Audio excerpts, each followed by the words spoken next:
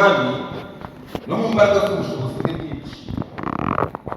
Mwambare intwaro z'Imana kugira ngo mubashe guhagarara mudatsinzwe n'uburiganya bwa Satani, kuko tudakirana n'abafite amaraso y'umubiri, ahubwo dukirana n'abatware n'abafite ubushobozi n'abategeka y'isi y'umwijima n'imyuka mibi y'ahantu ho mu ijuru.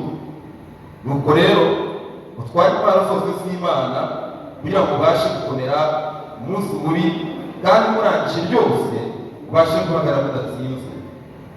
Muhagarare mushikamye mukenyeye ukuri, mwambaye gukiranuka nk'icyuma kigira igituza, mukweza inkweto ariko ubutumwa bwiza bw'amahoro mwiteguza. Kandi byose kuri ibyo byose mutware kwizera kw'ingabo, ariko muzashoboza kuzimisha imyambi ya wako yose yakumurika. Mwakira agakiza kari ingofero, mwakira inkota y'umwuka ari ijambo ry'Imana. Isengesho iteka uburyo bwose bwo gusenga no kwirinda, kandi kubw'ibyo mumye rwose kuba maso musabe. Haleluya. Musomyi wacu adusomeye urwandiko Pawulo yandikiye Abefeso, ari kubahugura, arababwira ngo nibahagarare bashikamye. Haleluya.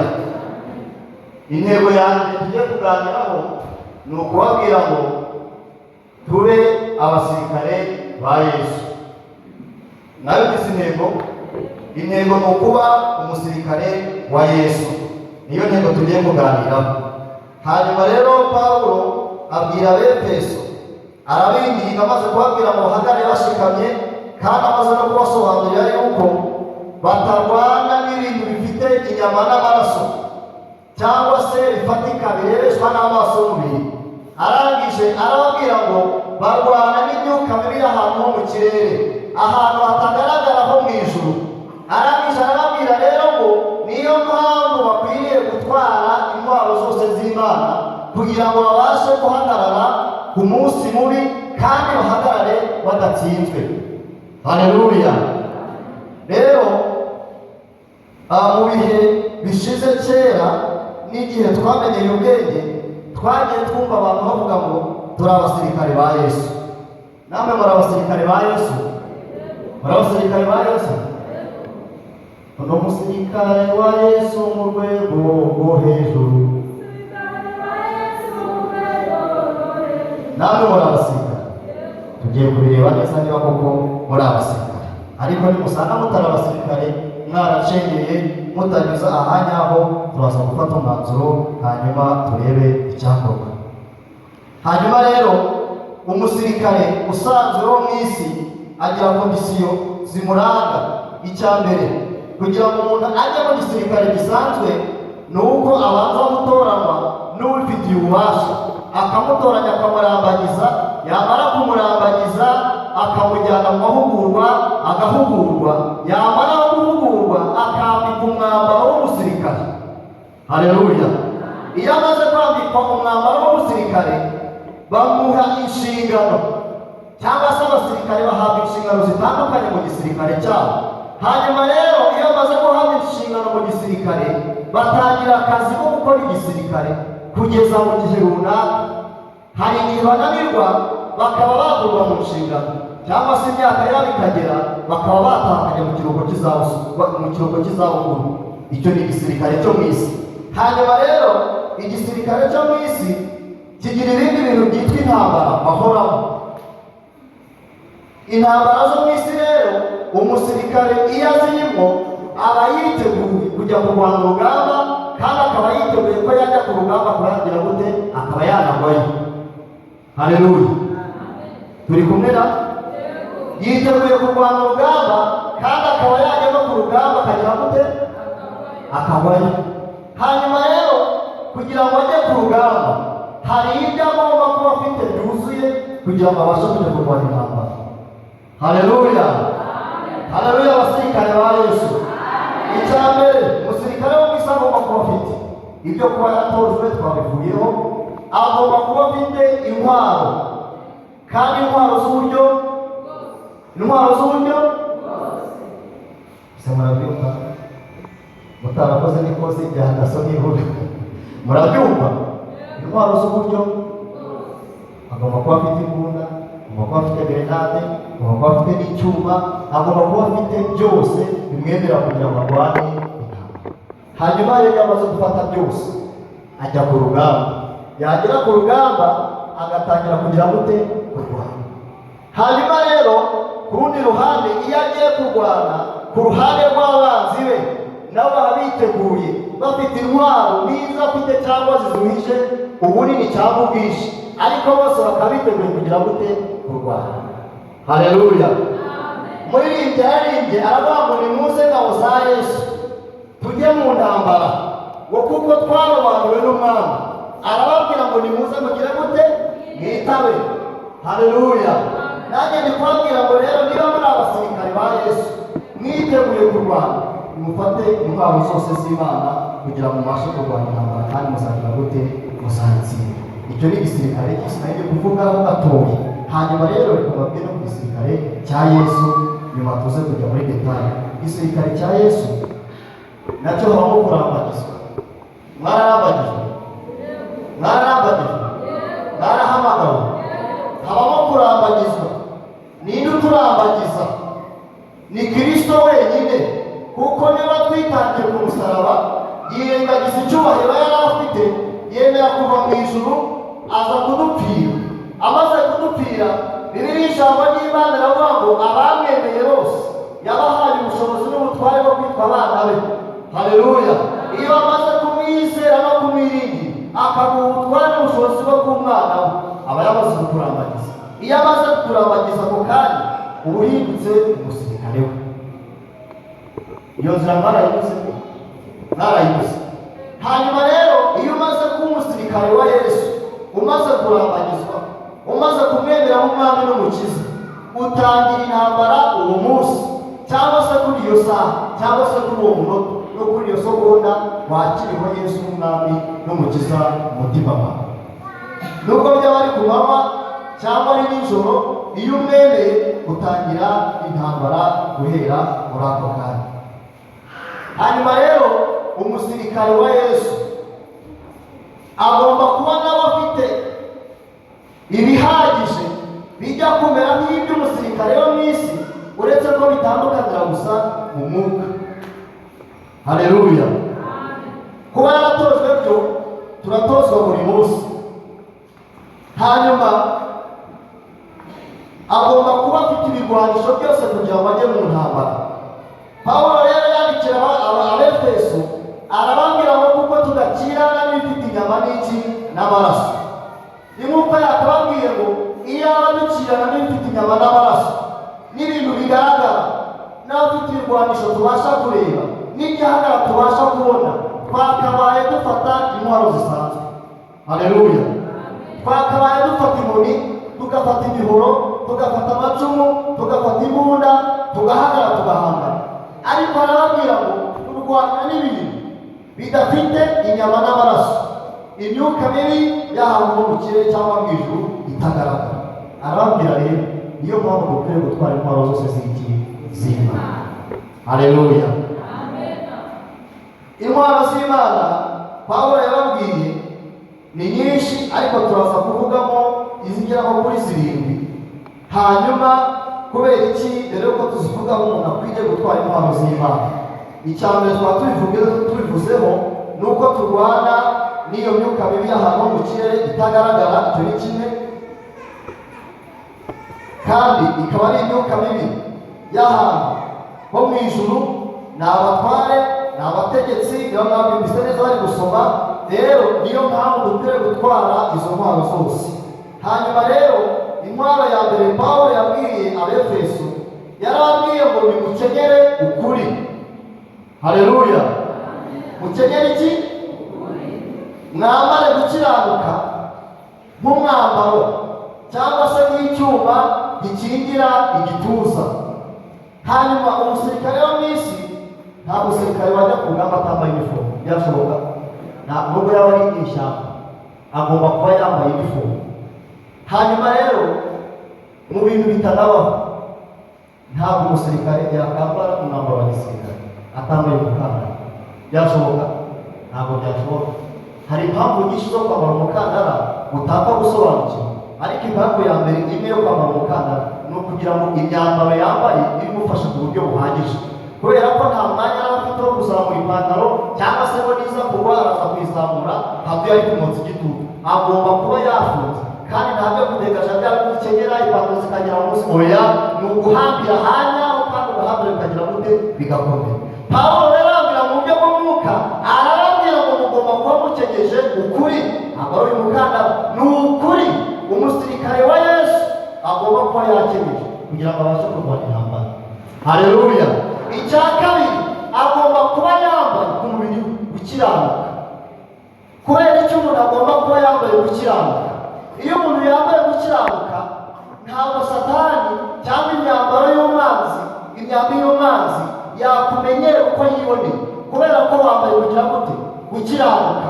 Ntabwo yapfa gukunda ubwambure, ntabwo yapfa kunyuzamo ijisho, kubera ko wambaye gukiranuka. Gukiranuka ni iki? Ni amaraso ya Kristo. Haleluya. Iyo wambaye amaraso ya Kristo, uri mu isura ya Kristo, ntabwo umuntu yapfa kumenya uwo ari we. Nubwo waba waburaye, akubona ikimenyetso cy'amaraso ya Kristo, nubwo yaba ari Satani akakikubonaho. Haleluya. Arababwira ngo rero, nyuma y'uko mukenyeye ukuri, mwambare gukiranuka, kandi uko gukiranuka ni nk'icyuma kibakingira hehe? Ku gituza. Iyo ni impano ya mbere. Haleluya. Intwaro ya kabiri, arababwira ngo mube mukwesa inkweto, kandi ababwira ko inkweto ari ubutumwa bwiza bubateguriza Kristo. Kubera iki? Mu ntwaro Pawulo yabwiye abakristo bagomba kwambara inkweto. Mu buzima bwacu busanzwe tuzi umumaro w'inkweto. Simuzi intambara iterabanje kugira ngo twambare inkweto. Murayizi? Abantu bari batuye hano mu 2003 gusubiza hasi, kwambara inkweto kutazambara babicirana amande. Siko bimeze hano? Abatema nibuka n'abari konse ku munsi w'isoko, ntabwo winjiraga mu isoko utambaye inkweto. Abakecuru badashobora kuva mu rugo bazambaye bazifite mu ntoki, yagera hariya mu rwinjiro akagira gute akazambara kugira ngo batamuca amande. Ariko uriya muntu ni uko yayobye. Ubundi akamaro k'inkweto ni ukugira ngo akurinde gusitara, akurinde gukomereka mu buryo busanzwe, ariko akava mu rugo azifite mu ntoki, yagera hariya mu rwinjiro rw'isoko akagira gute akazambara ko bimubangamiye, kubona abantu babishoboye. Ariko leta yari kugira ngo itwigishe ubusirimu, ariko nabwo tugiye muri detaye z'umumaro w'inkweto twabona kandi mwinshi cyane guhera hano kandi. Haleluya. Hanyuma rero inkweto y'umukristo cyangwa se inkweto y'umusirikare ntabwo ari iyo kurimba. Niyo mpamvu umusirikare ntabwo yakambara congo nk'iyi nambaye, ntabwo byashoboka. Ntabwo umusirikare yakambara iyo nkweto y'abagore, iyo mwifite ipantaro karekare, ntabwo yayambara. Iyo ngiyo yo kurimbana ni iy'umusirikare. Ariko umusirikare wa Yesu agomba kuba yambaye iki? Inkweto imufashe iziritse kugira ngo abashe kugira gute kwiruka. Zazindi se zamushingaho wayirukangana byashoboka, bari kurwata ku wayirukangana ntabwo byashoboka. Ariko Pawulo abwira abakristo muri Efeso, arababwira ngo mu ntwaro mukwiye kwitwaza harimo kwambara inkweto, kandi inkweto ni ubutumwa bwiza bubateguriza Kristo. Haleluya. Umusirikare wa Yesu rero agomba kuba yambaye iki? Inkweto. Mu buryo bw'umwuka icyo bivuze, iyo wambaye inkweto twatukomeretsa kwa hato na hato, ya myambi ya Satani no kuba wagiye warangaye utari kureba ugohana kureka gukomeretsa. Iyo wambaye inkweto zisanga twatwambi dutoya, dusanga wambaye inkweto tubasha kugira gute gukomeretsa. Haleluya. Mutware no kwizera nk'ingabo ibashoboza kuzazimya cyangwa se kuzimisha imyambi ya wa mubi agira gute amaraso. Ini ntwaro no kwizera. Hanyuma rero kwizera niko kudushoboza kumenya byose muri Kristo Yesu, ariko noneho tukagukoresha nk'intwaro. Iyo umuntu afite kwizera, nubwo Satani yakurasa imyambi y'uburyo bwose, iyo usanzwe ufite kwizera, haleluya, ikugeraho igasanga imeze nk'ingabo, yakubita ku ngabo igasubira inyuma, ukaba hari itagukomerekeje. Haleluya. Abafite kwizera rero, nubwo waba uri ku rugamba, nubwo haba harimo amasasu cyangwa ibikombora, ufite kwizera nta kintu waba. Abwira Abefeso n'ababwira ngo nimutware kwizera. Haleluya. y'ingabo izabashoboza kuzimya ya myambi ya wa muntu. Pawulo yari abizi yuko mu rugamba abakristo barwana hari n'imyambi itandukanye, kandi imyambi Satani akurasa hari igihe akurasa utiteguye. Iyo akurashe utiteguye ufite kwa kwizera, usanga nyine yagukingiye, hanyuma ukagira gute ugatsinda urugamba. Haleluya. Hanyuma rero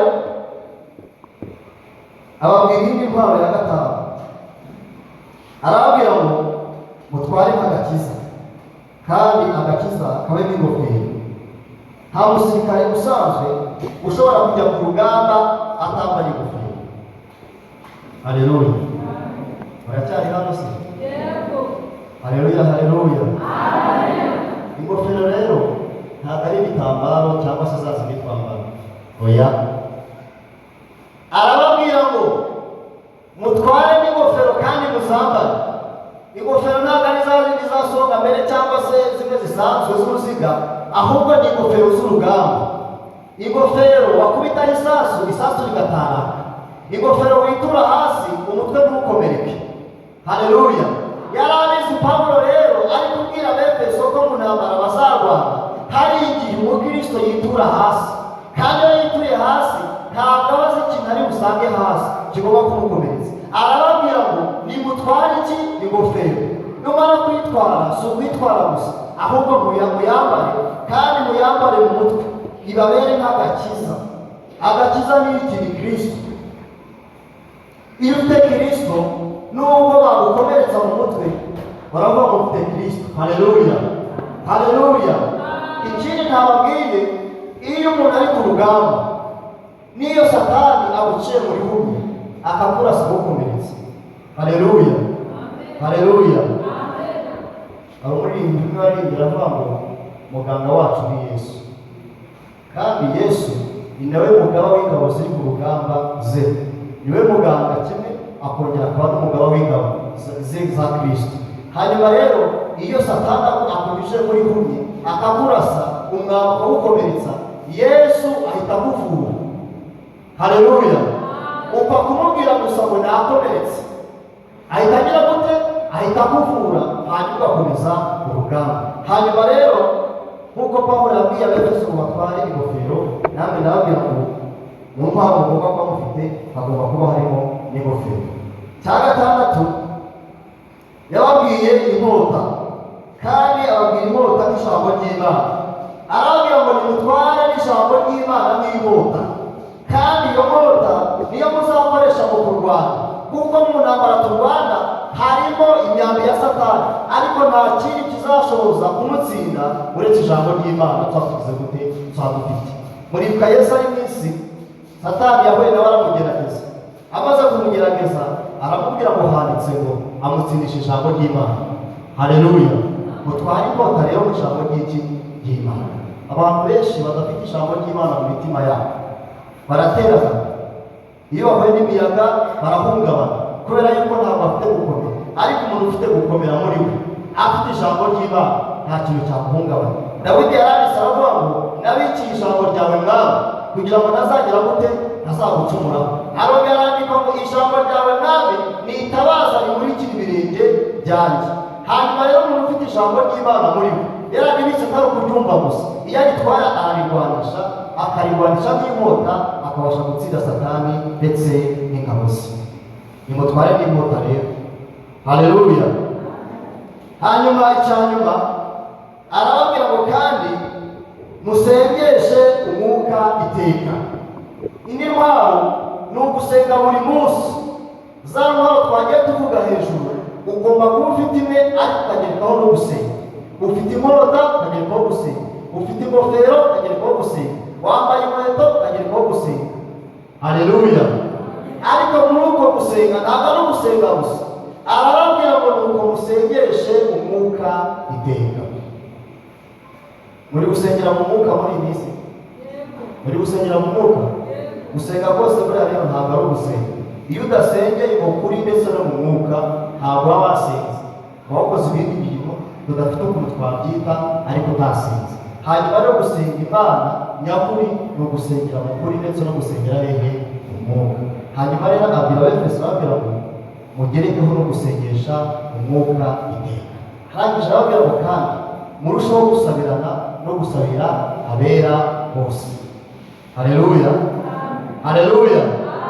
Hanyuma rero mu gusenga, impamvu yababwiye yuko bakwiriye gusabirana no gusabira abera bose, hari igihe abantu twizirikana gusa cyangwa se ukumva ko amasengesho ari ayawe gusa, ariko ukwiriye gusenga no kwisengera, ariko ukamenya ko hari na mugenzi wawe mwaba muri kumwe cyangwa mutari kumwe, ukamuzirikana ukamusabira, cyane cyane ba bandi muri kumwe hehe ku rugamba. Amen. Hanyuma rero twari turi gusobanura kuri zino ntwaro umukristo agomba kuba afite. Hanyuma rero mu ntambara umukristo wese arwana duhuriramo n'ingorane zitandukanye. Nari mbabwiye ngo hari igihe Satani aguca mu bihumbi akakuvizira akakurasa kandi akanagukomeretsa, ariko nubwo wakomereka gahunda yo gukomeza kugira ngo kurwana. Mu ntambara isanzwe iyo umusirikare akomeretse,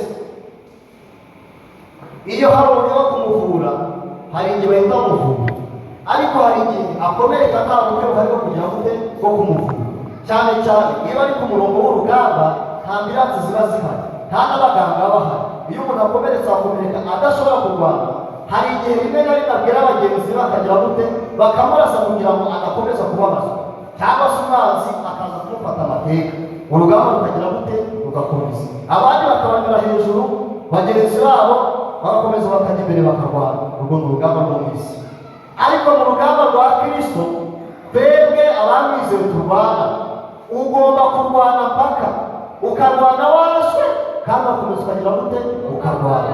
Iyo wakurashe ntabwo uva mu ntambara, iyo umwanzi akurashe ntabwo uva mu ntambara, urakomeza ukarwana. Haleluya, haleluya. Kubera iki rero umuntu agomba gukomeza kurwana? Muri minarinde ari baravuga ngo umurwanyi we ukomeze urwane ugume mu ntambara, kuko mu rugamba rusangira gute uzashira. Haleluya. Ntabwo twebwe urugamba turwana ngo ubone ukomeretse bakurasha akaguru uvuga ngo ubu ngubu birarangiye. Oya, ugomba no kurwana kandi wagize gute wakomeretse. Impamvu ugomba kurwana nayibabwiye, Kristo niwe mugaba wacu kandi niwe muganga wacu, kandi ajyana natwe ku rugamba. Haleluya. Kristo ajyana natwe ku rugamba. Kamanzi babwire, mu ntambara isanzwe yo mw'isi nta musirikare mukuru ujya ku rugamba. Wajya ku murongo w'urugamba ntabwo bibaho. Bajya hajya kuri kamera bagatanga amabwiriza, bakavuga gushaka nimunyure hano, nimunyure n'iburyo, nimukomeze imbere, bibereye hariya ku byuma bari gutanga komande. Ariko mu gisirikare cya Yesu, haleluya, umugaba wacu turajyana mu ntambara zikomeye ndetse no mu ntambara zigize gute zoroheje. Iyo ukomeretse rero kuko ari umugaba wacu ahita anakuvura ako kanya ugakomeza urugamba. Haleluya, haleluya. Ni ingorane zikomeye rero kuba waba umusirikare utazi neza yuko Kristo muri kumwe mu ntambara. Niyo mpamvu abantu bakomereka, agakomerekera ku rugamba ntamenye ko ari kumwe na Kristo, agakomeza yakomeretse cyangwa se akanabireka, kandi Kristo arahari kugira ngo agire gute akuvure. Haleluya. Amen. Arabakomerekeye mu rugamba urahari, namenye ko Kristo ahari se akabavura. Hari igihe ukomereka mugenzi wawe akawukomeretsa kandi ugakomereka, ariko Kristo ahari kugira ngo agire gute akuvure. Namara kukuvura urugamba rugire gute rukomeze. Reka mbagire indi nama bamushobora azababwira, nukomereka uzarushaho kurwana. Nuba wakomeretse uzarushaho kurwana, wongere imbaraga zo kurwana. Nuba wakomeretse uzakomeze urwane. Nugira intege nkeya wakomeretse ukabamureka wicare, Satani azagusanga aho wicaye aguhorahoze akwice. Niba warakomeretse shyiramo imbaraga ukomeze ugire gute urwane. Haleluya, haleluya. Ntabwo twapfa nk'abasirikare bo mu isi. Abasirikare bo mu isi iyo bamurashe akabona adashoboye, abwira mugenzi we ngo wandangirije, wambabarira, akamusaba imbabazi, akamurasa agapfa, urugamba rutangira gute gutaha. Ariko twebwe ntabwo turaba guhotorwa, ahubwo Kristo agize gute.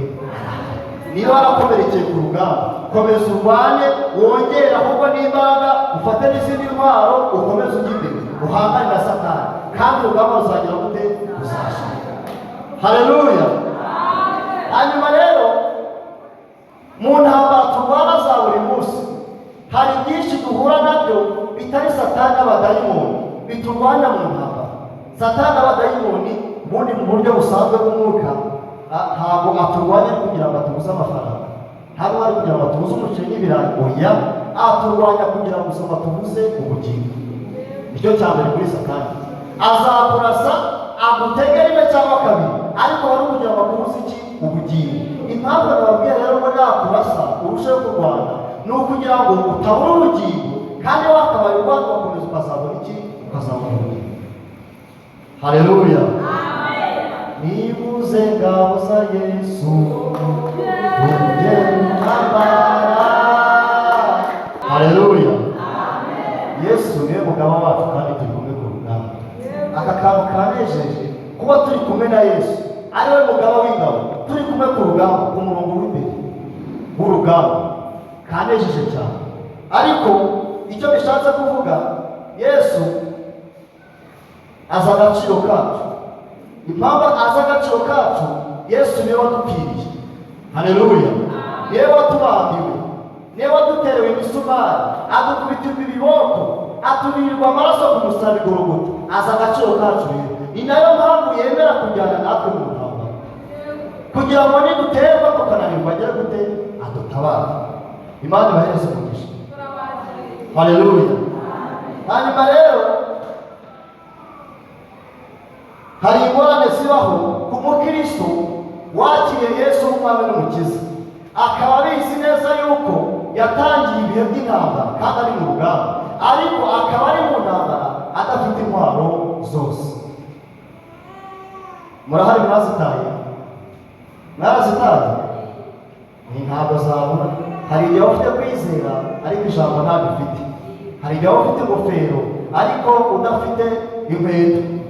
Byashoboka ufite ingofero udafite inkweto, urahura n'ibuye rigukubita, urahura n'igiti kikujomba, urahura n'umusumari ugupfumura kubera ko udafite iki?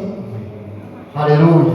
Umukristo rero wataye intwaro ze, cyangwa se wazirengagije, cyangwa se utarazitayeho, ni kukwibutsa ngo wongere ufate intwaro zose z'Imana kugira ngo ubone kujya hehe? Ku rugamba. Haleluya. Impamvu ziriya ntwaro zose umuntu agomba kuba zifite icyarimwe ni uko zikora buri gihe. Umwanzi yakurasa uri kugendesha ibirenge, cyangwa se ukiruka uri kumusatira ugendesha ibirenge. Ntabwo ukwiriye gusiga inkweto, ntabwo ukwiriye gusiga ingofero, ntabwo ukwiriye gusiga kwizera. Haleluya. Ukwiriye kuzitwara zose kugira ngo nuko ujya hehe? Ku rugamba.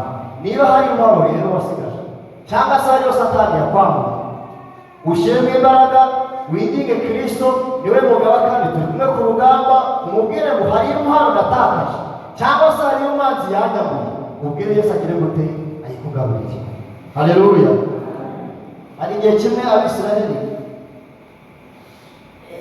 Abafilisitiya bahuje ubwenge, bakajya bafata intwaro zabo bakazibambura mu buryo bumwe batazi. Bagera ku rwego rw'uko bagera gusenya mu mashyamba y'Abafilisitiya, ngo bagerayo intwaro bajyanye gusenyesha ngo bakazisigayo. Bazisigayo bajya gusenya cyangwa gutema ibiti bakazisangayo, ubwo zifitwe n'Abafilisitiya. Intwaro zose ngo bazimara ku Bwisiraheli, ngo zisigara ziri ku gasozi k'Abafilisitiya kandi ari abanzi babo. Ngo bigira n'igihe ngo n'amatyazo batyarizagaho intwaro zabo, ngo bayimura barayajyana kubera ngo niyo intwaro ziri, nibakena no gutyaza bazajyana n'amatyazo bagire gute? Bacyarizeyo.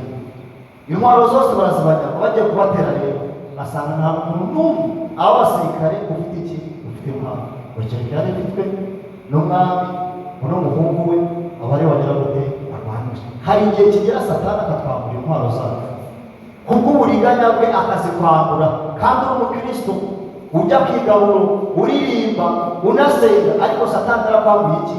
Intwaro. Ariko wiginge Kristo, niwe mugabo wacu, kandi sitoke y'intwaro irahari. Ntabwo tuzigura, ntabwo ziva mu mahanga, ni kuri Kristo wenyine aziguhereze, hanyuma ukomeze urugamba.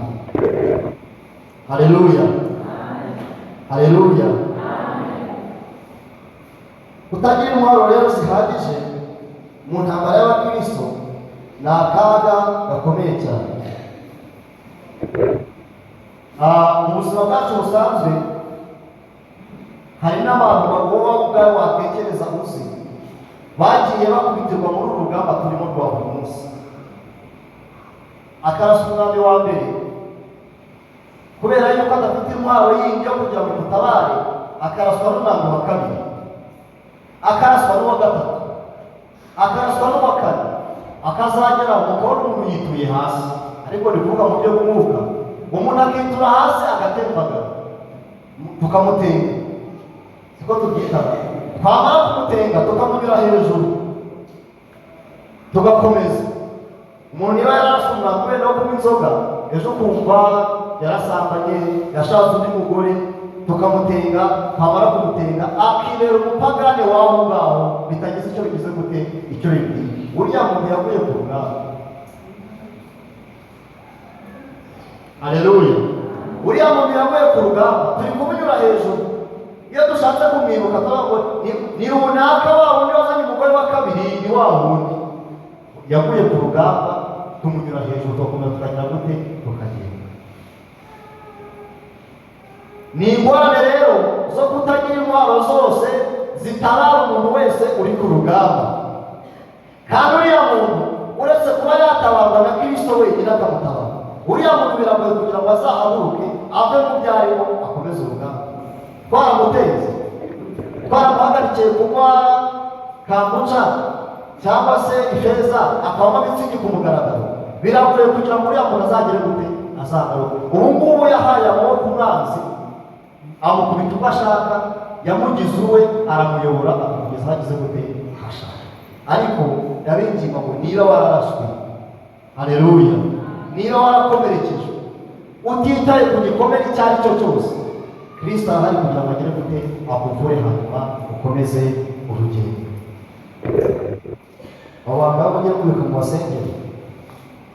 Haleluya, haleluya. Abo bantu mugiye muribuka nabo mugire gute, mu basengeri. Si bahari se? Ntibahari? Mwisezerano ntibahari? Muri abo bayiremye ntibafite? Byiringiro bishaka ntibafite? Mu badiyakoni ntibarimo? Mu banyamasengesho ntibarimo? Twigwa turi kubagenda hejuru, turi kubakandagira. Abo byararangiye, Satani yarababonye ntaro bakirwana nabo. Usaba ufite umugore wa kabiri ukigwa uri kwigaragara, waba ujya kunywa mitsingi mu kabari ku mugaragaro ukigwa uri kwigaragara. Reka reka, warangije kumanika amaboko ukayamanikira umwanzi wawe, ukavuga tuwuneme kugira gute, ugukorera nta kindi. Ariko nabo ngabo ikinezeza kuri Yesu Kristo ntabwo yita ku mubare w'ibikomere wakomerekejwe na Satani, ntabwo yita ku mubare w'ibyaha watewe. Ugomba kuguma mu ntambara kuko ntabwo iragira gute, irarangira. Icyakora tuzakurikira heza ho mu ijuru, intambara izaba igize gute, izaba irangiye, hasigaye iyacu.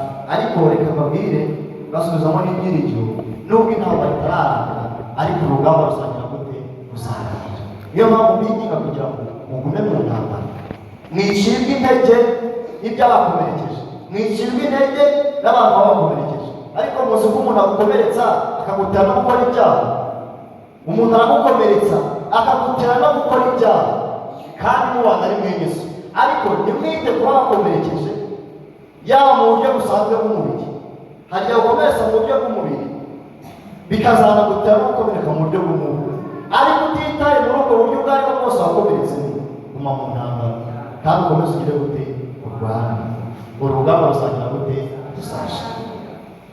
Hanyuma rero ntabwo nifuza gutinda kubera yuko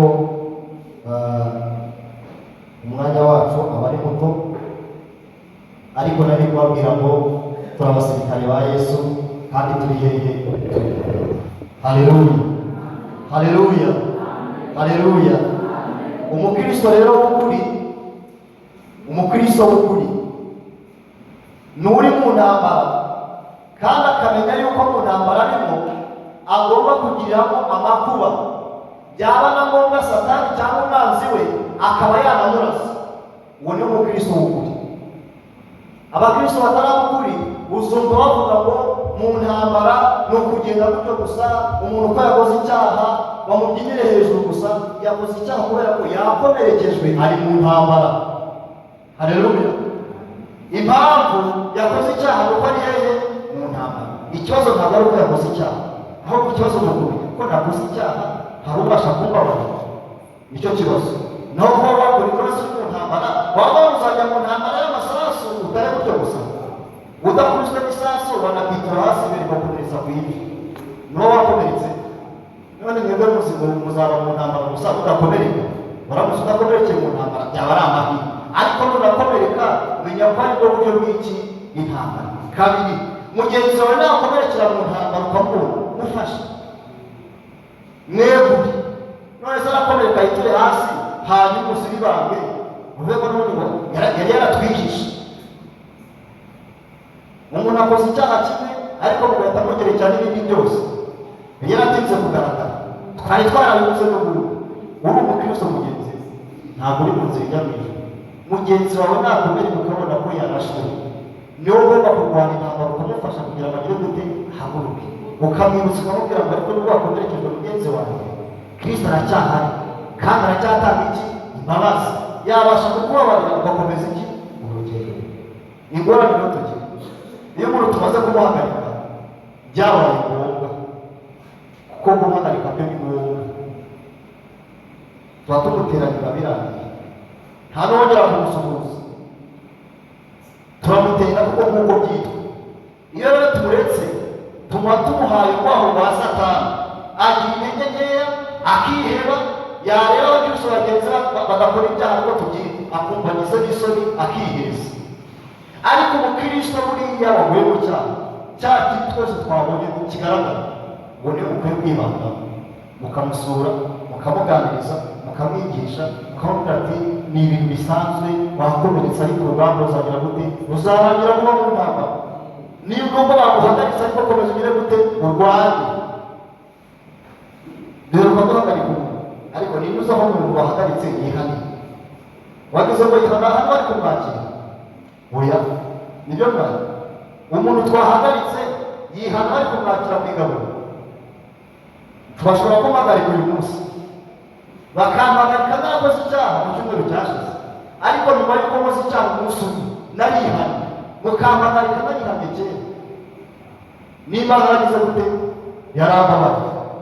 Uwo munsi ugiye mukampagarika njyewe ndi mu murongo ujya hehe mu ijuru. Niyo mpamvu umuntu wakomeretse mu buryo bugaragara akwiye gukomeza kugira gute kurwana akajya imbere. Rero bakristo bene data, ndabinginga nk'uko Pawulo yabwiye Abefeso ngo mutware intwaro zose z'Imana kugira ngo ubashe guhagarara udatsinzwe na Satani umunsi umwe. Umunsi umwe Pawulo yavuze ni umunsi w'intambara, ni umunsi w'urugamba. Nimuhagarare mushikamye mukomeze kurwana intambara, kandi intambara tuzagira gute izarangira, kandi nirangira Kristo ariteguye kuduhereza iki ibihembo ibyo twagize gute y'ibyo twaruhiye. Hanyuma rero umwanzuro nuko abantu bazagirirwa amahirwe yo gusoza urugamba uru twavuze rw'abakristo, bakagirirwa ayo mahirwe bakihangana mu ntambara zose barwana, iz'umubiri n'iz'umwuka, bakazanesha. Abo ngabo nibo bazahabwa ibihembo by'abantu bagize gute batsinze urugamba. Abantu batsindiwe ku rugamba bagatsindwa bakaneshwa, bagakandagirirwa ku rugamba, Satani akabafata bakamuha amaboko bakamupfukamira. Abo ngabo ntabwo bazahabwa ibihembo byabo basoje iki urugamba. Ibihembo bizahabwa abantu bonyine gusa basoje urugamba, kandi bakarusoza bari kugira gute bari kurwana. Muracyari mu ntambara, muracyarwana, nimukomeze murwane, ibihembo tuzabihabwa tumaze kurangiza iki intambara. Haleluya, haleluya. Tugiye gusenga Imana kandi nasoje. Mutware intwaro zose z'iki nimugume hehe. Yego twasomeye ijambo ry'Imana ni umusirikare wa Yesu. Umusirikare wa Yesu rero kuko afite izina ntwaro zo twavuze gute aravuze. Nuhura n'umuntu ukabona ati twateraniye uyu munsi, mubwire ngo twize ko umusirikare wande ugomba kuba afite izina ntwaro zo twavuze gute aravuze. Ikindi umusirikare wa Yesu nuko agomba kuguma hehe mu ntambara bakuru urugamba rurangiye cyangwa se iherezo ry'urugendo bize gute cyane. Hanyuma rero gusoza, hari igihe waba warase ku rugamba ukaraswa ndetse rimwe na rimwe n'ahantu hatagaragara. Hari igihe Satani akurasa ahantu hatagaragara, mugenzi wawe atabona, nawe ubasha kwisha kandi ukagira gute bigakunda. Ariko ndakwinginga kugira ngo winginge Yesu gusa, umubwire ngo nararaswe ariko ngiye kugira ngo mvure, hanyuma nkomeze hehe nkomeze intambara. Icya kabiri, niba hari intwaro umwanzi yakuriganije, Yesu atari rwose kongera kuguha izindi ntwaro ugakomeza ukarwana. Reka mbinginge rero duhaguruke dusenge Imana, twinginge umubyeyi wacu Mwarimu. Nawe uze ngo duhaguruke, hanyuma twinginge umubyeyi wacu Mwarimu. Tugiye gusengera muri iki cyifuzo tubwira Imana ngo hari ibintu bitatu. Ibi birabwirwa umuntu wemeye Yesu umwami n'umukiza w'uyu mukristo uri mu rugendo. Sinzi muri iteraniro haramutse harimo umuntu utari wemera Yesu umwami n'umukiza, wowe twamusengera by'umwihariko. Ariko iri jambo rirareba umuntu w'umukristo wemeye Yesu umwami n'umukiza akaba arakijijwe, akaba ari mu ntambara. Ibyo dusengeramo rero ni ukuvuga ngo Yesu hari intwaro za Satani yaturiganije zituma dutsindwa intambara, tukabwira Yesu akazitugarura. Icya kabiri, hari imyambi Satani yaraturiganije araturasa, imyambi iradufata iradukomereza, ibikomeretse tubanye n'igihe kirekire, ariko twinginge Yesu agire gute atuvure kugira ngo dukomeze mu ntambara. Icya gatatu, hari abantu bakuwe mu ntambara n'uburyo bugiye butandukanye, yaba ibigeragezo cyangwa se intambara ubwayo igatuma uva mu ntambara. Wongere ubwire Imana, Yesu mwinginge umubwire ngo garuza mu ntambara, kuko urugamba rwawe rutarwanira gute rutitwara. Hanyuma Imana mbere kuduha imbaraga kandi abifuza kuzarwanya intambara mukayitsinda, ikaba ari umwanya wo kudufasha gusenga.